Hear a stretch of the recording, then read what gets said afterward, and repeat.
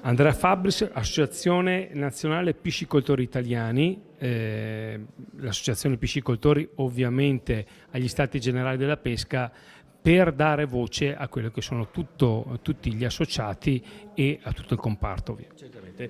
Grazie, buongiorno. Noi come associazione siamo un'associazione nazionale che però ha sede qui in Veneto a Verona. Siamo partiti rappresentando sicuramente tutti gli impianti delle acque dolci di allevamento ittico, ma rappresentiamo anche le vallicolture e gli altri allevamenti di altre specie ittiche, ovviamente di pesci. Il comparto è molto importante per il Veneto e ha anche delle eccellenze sicuramente, oltre alla trota che è particolare, oltre alle valli con la loro biodiversità, che è una parola che adesso piace molto e c'è, perché noi alleviamo più di 20 specie diverse di pesci in Veneto. C'è anche qualche curiosità, come il fatto che il Veneto è il secondo produttore di caviale italiano e l'Italia è il primo produttore dell'Unione Europea di caviale da acquacoltura, quindi un prodotto che ci mette tra le eccellenze sicuramente.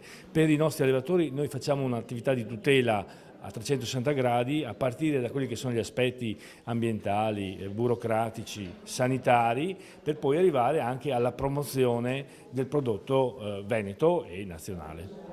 Cosa vi aspettate da questi Stati Generali? Ma sicuramente di portare la presenza dell'associazione, portare la presenza dell'acquacoltura come importante strumento per portare pesce sulle tavole dei cittadini, e in un momento in cui la sicurezza alimentare intesa come capacità di fornire prodotto è un punto nevralgico, perché sappiamo che ci sono problemi negli approvvigionamenti e quindi in un settore che vede una forte prevalenza dell'importazione far crescere il settore interno, la produzione interna.